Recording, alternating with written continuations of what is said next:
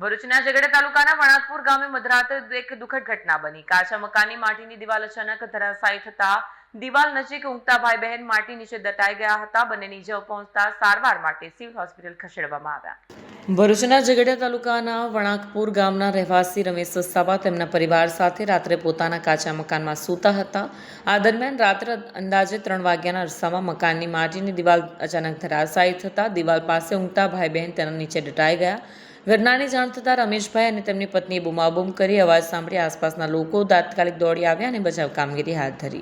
સ્થાનિક લોકોની મદદથી માટી નીચે દટાયેલા નરેશ વસાવા અને સંગીતા વસાવાને બહાર કાઢી તાત્કાલિક સારવાર માટે ભરૂચ સિવિલ ખસેડવામાં આવ્યા.